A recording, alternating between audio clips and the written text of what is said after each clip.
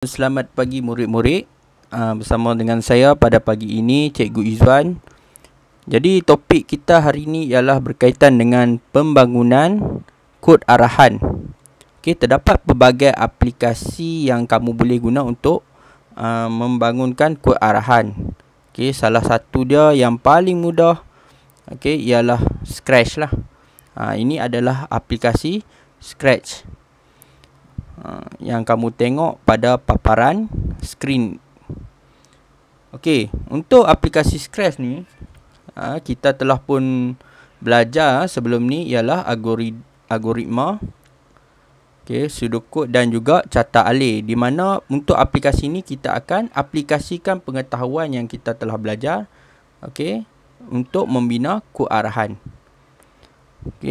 Contoh di sini sebelum kita mulakan, cikgu nak tunjuk dahulu iaitu filter. Filter maksudnya setiap benda ni lah, apa fungsi dia. Apa maksud gambar ni, apa maksud kod arahan ni. Jadi setiap apa maksud tab ni dia ada maksud dia. Mari kita tengok yang pertama iaitu bar menu. Cikgu nak kamu tengok anak panah yang ada pada skrin kamu. Tengok dulu, ini dipanggil bar menu. Bar menu, file, edit.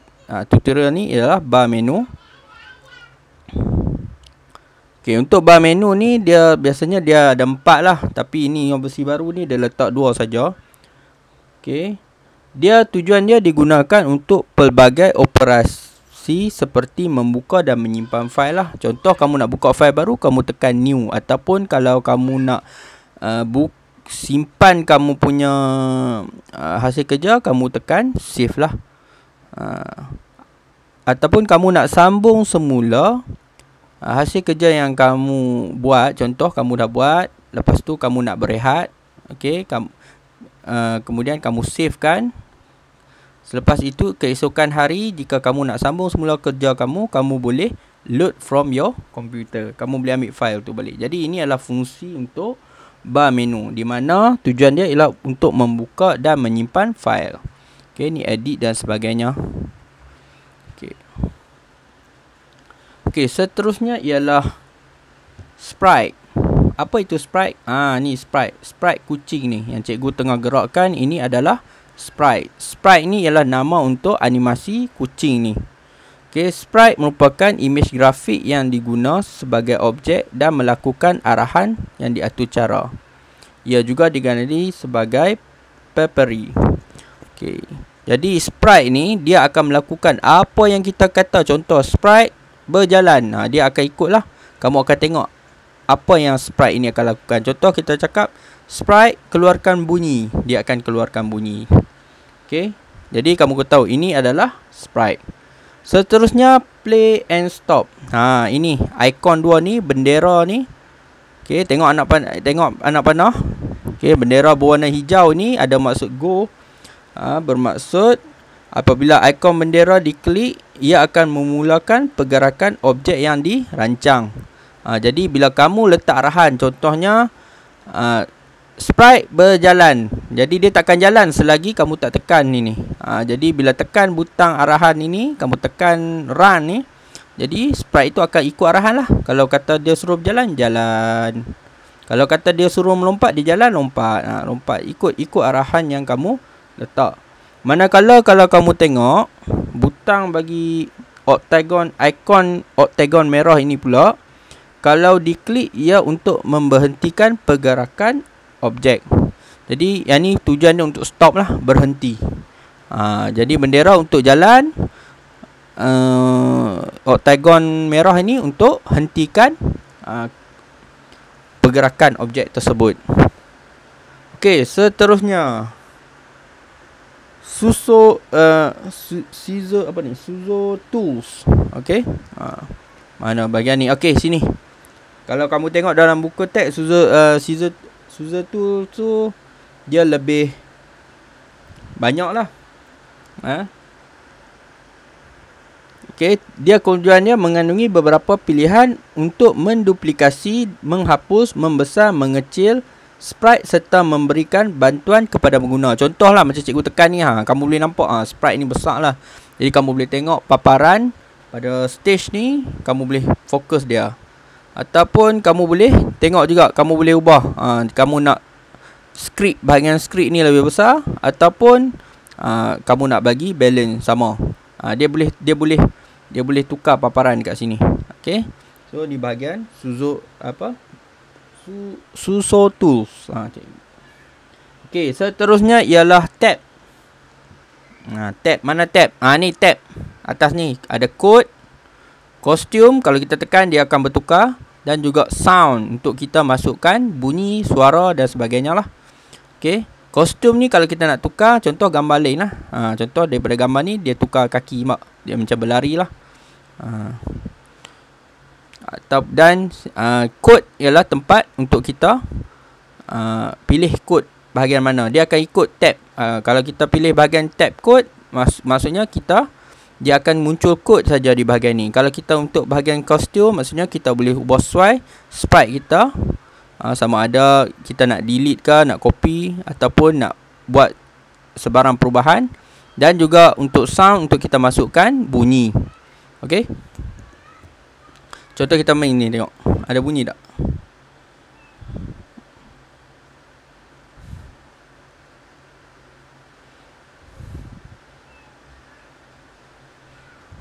Okey.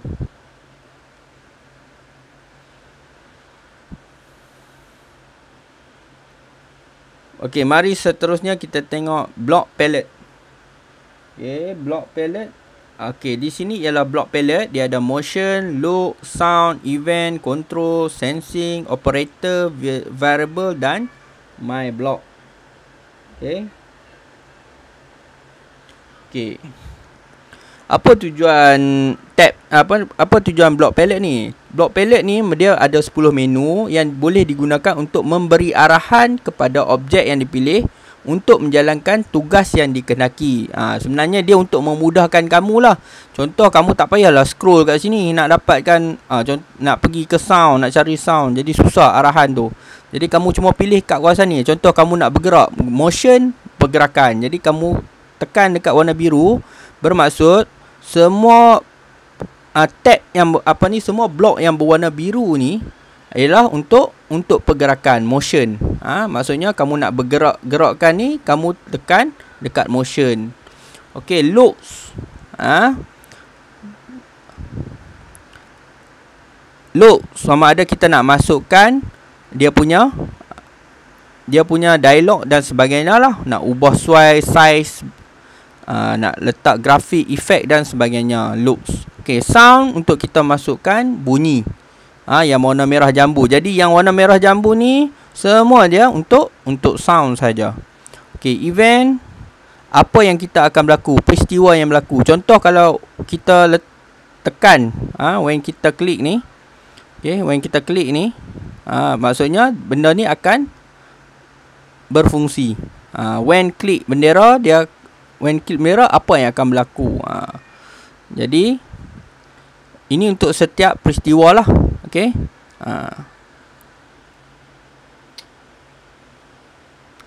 Dan seterusnya lah, ada macam-macam susu, sense, sensing, control.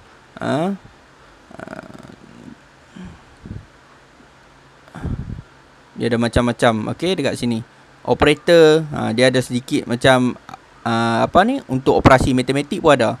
Macam tambah-tambah apa jadi, tolak apa jadi, sebagainya lah. Untuk itu kamu jangan pening-pening lagi. Okey, banyak sangat, jangan pening lagi. Jangan risau, cikgu cuma nak tunjuk apa itu fitur. Fitur maksudnya fungsi blok tu lah. Kamu boleh pilih secara cepat, ikut warna. Ikut warna kat sini. Okey, seterusnya ialah stage. Okey.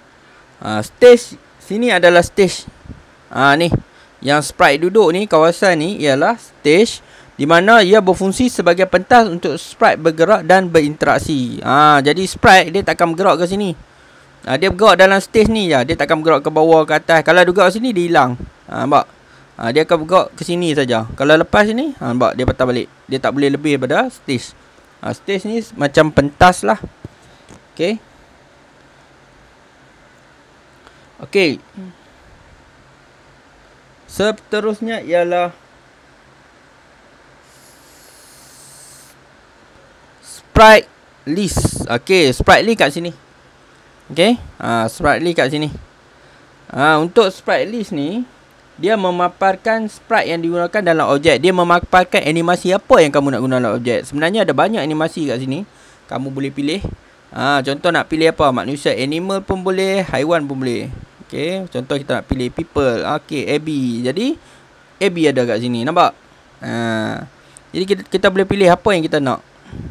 Contoh kita nak okey. Makanan, kek. Kita boleh letak kek. Nampak? Senang.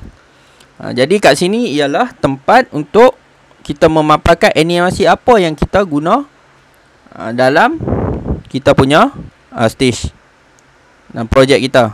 Kita boleh tengok kat sini lah. Nak gerakkan apa. Jadi senang kita pilih animasi apa yang kita nak gerakkan di sini. Okey. Kalau tak mau kita boleh delete. Delete dia, kamu tekan tu sampah ni lah. Nampak? Dia akan hilang lah. Okey. Okey, seterusnya bahagian yang penting ialah script area. Okey, script area ialah di mana tempat untuk menempatkan blok atur cara dalam blok palette bagi membentuk atur cara yang dikehendaki. Mana script area ni? Yang tengah-tengah ni. Yang tengah-tengah ni adalah script area. Jadi kat sini kamu hanya susun saja. Contohlah cikgu bagi satu. Contoh kalau kata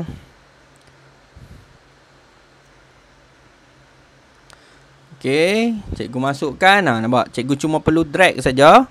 Contoh peristiwa je when bendera hijau klik. Apa yang akan berlaku? Contoh cikgu kata when bendera hijau klik, move 10 steps. Maksudnya dia akan bergerak 10 langkah. Tengok apa jadi. Ni tempat kita nak susun atur cara. Kita boleh tarik. Kalau kita tak mau, kita buang balik macam ni. Macam tu. Okey. Okey, baik. Jom tak apa, cikgu tunjuk satu. Event. Macam tadi. Bila kita tekan bendera hijau, maka sprite ini akan bergerak 10 langkah.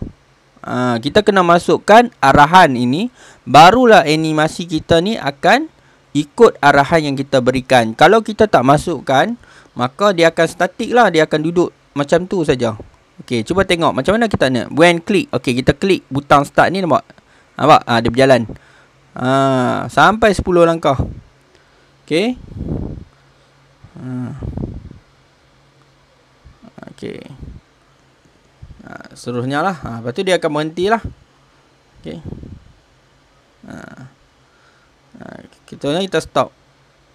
Okey.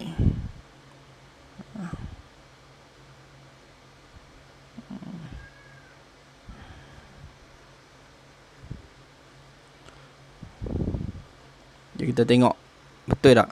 Okey, kita tekan butang hijau ni, dia akan bergerak 10 langkah. 10 step.